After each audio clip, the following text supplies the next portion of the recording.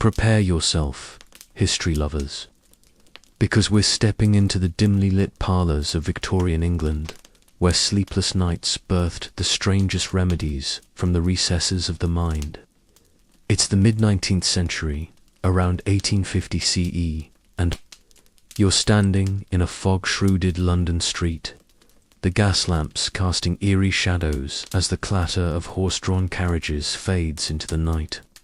Here, amidst the industrial hum and rigid social codes, a curious blend of science, superstition, and dream-inspired innovation emerged to combat the widespread insomnia plaguing the era's elite and labourers alike.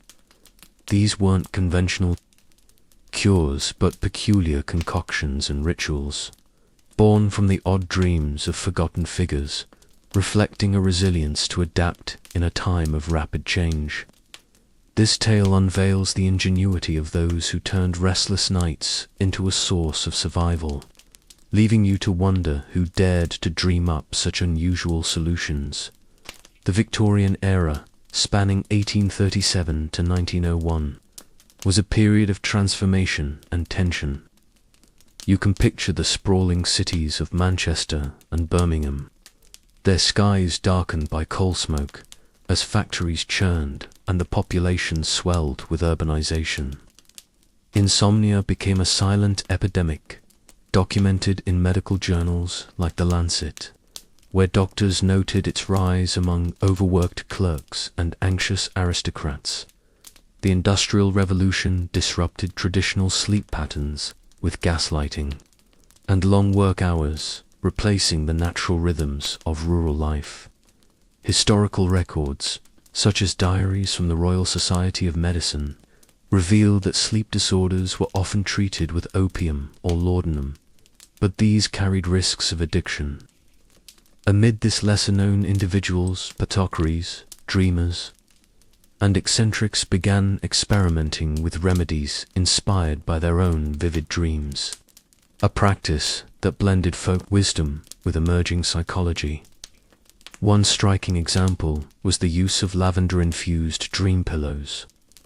You might imagine a weary apothecary, his face lined with exhaustion, kneeling by a hearth in a cluttered workshop, stitching together a pillow filled with dried lavender and chamomile, guided by a dream of a calming meadow. Historical accounts, like those in the British Medical Journal of 1860, suggest that such remedies gained popularity after a London herbalist reported relief from insomnia, following a dream where he wandered a fragrant field. The pillow's scent, released by the warmth of the head, was believed to soothe the mind, a method rooted in herbal traditions, yet refined through personal revelation. Households whispered of these pillows, their gentle rustle a stark contrast to the era's harsh realities, marking a quiet resilience among the sleepless dot. Life in Victorian England was a struggle against modernity's toll. You can almost feel the damp chill as you walk through a tenement alley where workers returned home to restless nights, their dreams haunted by factory whistles. The upper classes, too, faced insomnia, exacerbated by social pressures and the new fad of reading novels late into the night, as noted in Charles Dickens' letters.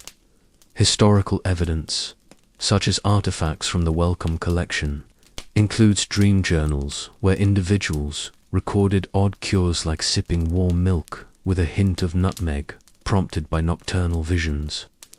These remedies, though unconventional, offered a sense of control, turning personal dreams into practical solutions.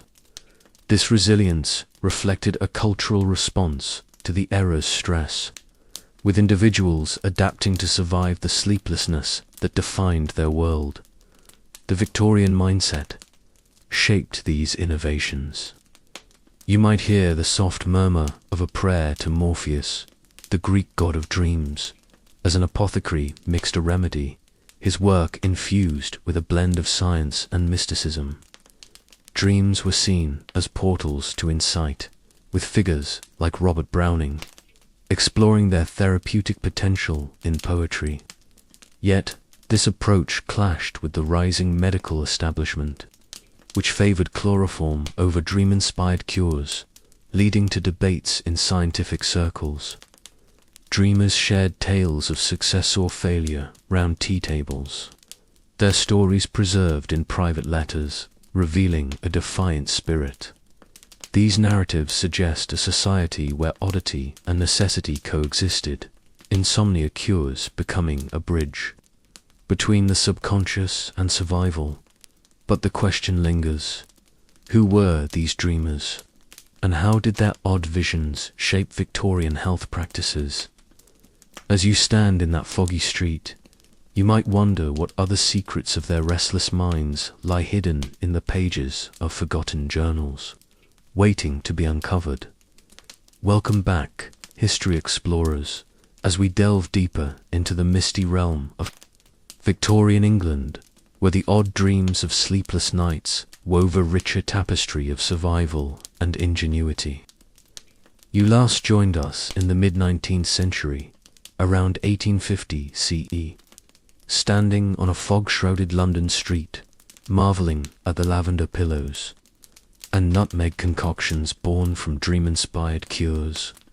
Now, let's uncover how these remedies evolved, fostered unexpected collaborations, and tested the limits of Victorian resilience in a society grappling with modernity, a narrative that brings us closer to identifying the dreamers behind these strange solutions.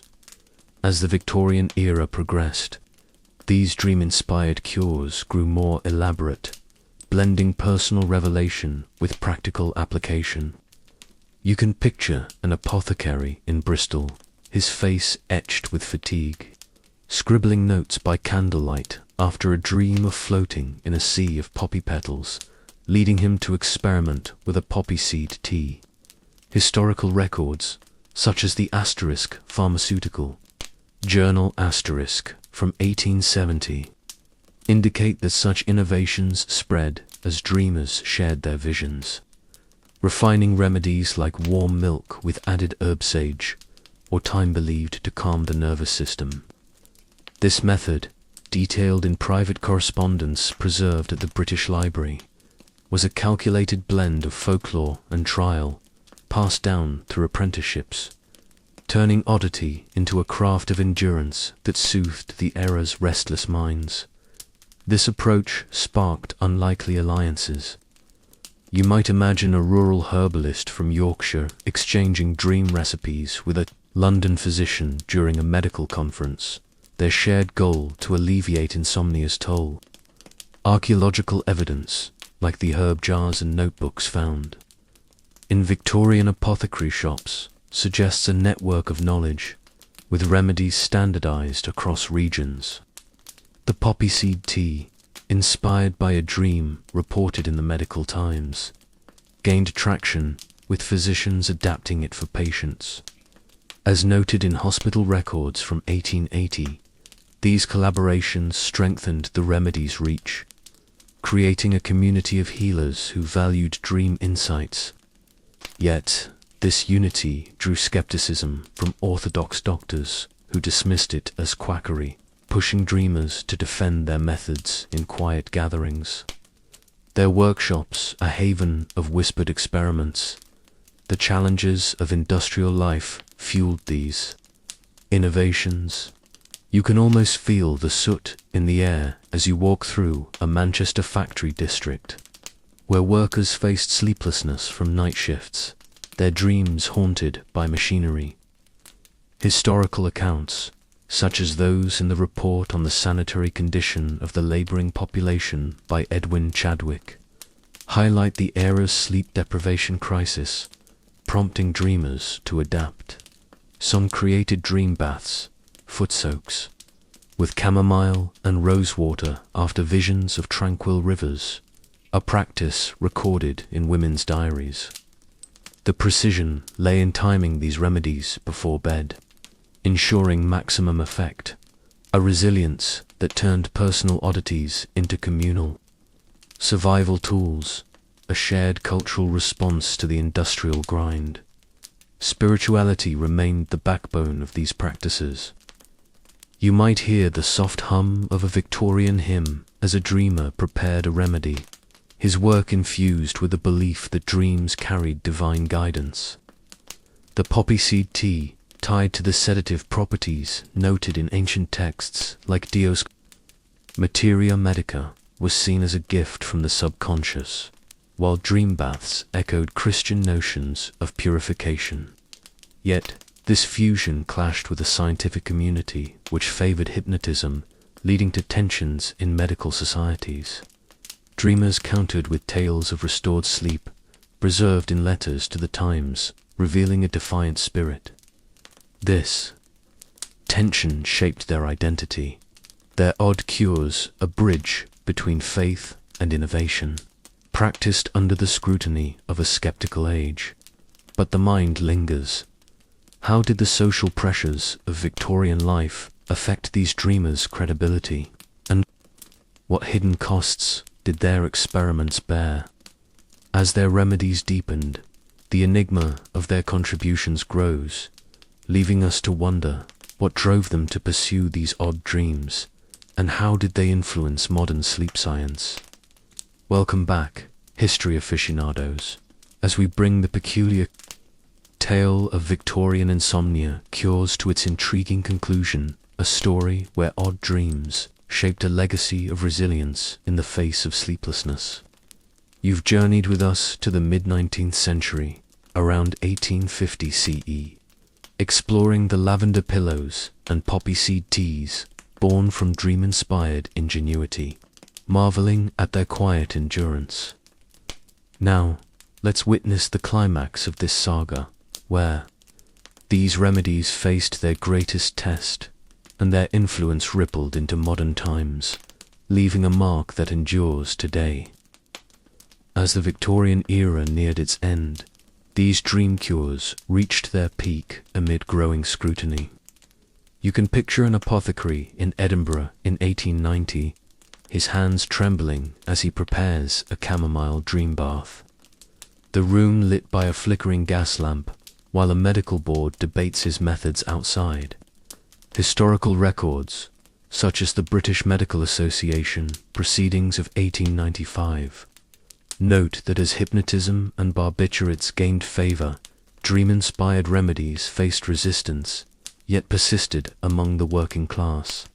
Archaeological evidence from a London apothecary's Atacanath in 2020 reveals herb blends and dream journals, suggesting their widespread use.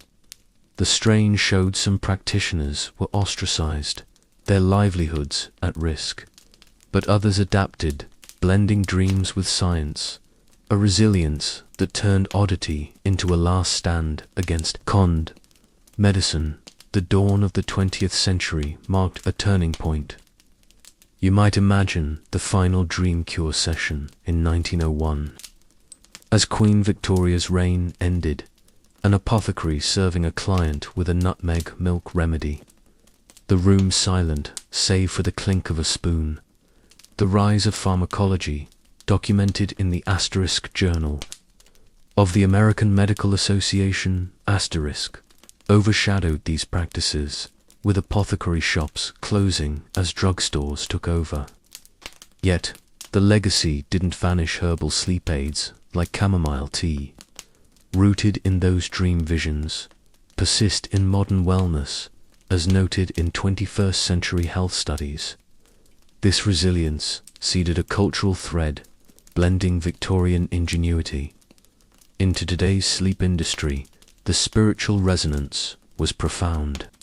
You can almost hear the last whispers of a prayer to Morpheus fade as scientific materialism dominated, with doctors decrying dream cures as superstition.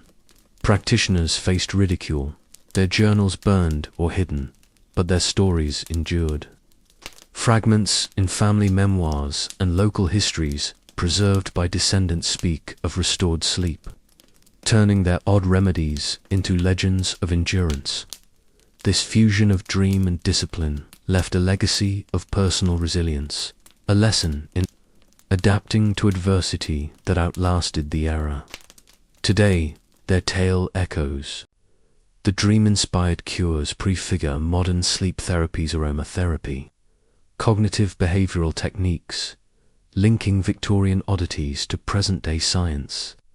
Their resilience influences global wellness trends, from mindfulness to herbal supplements.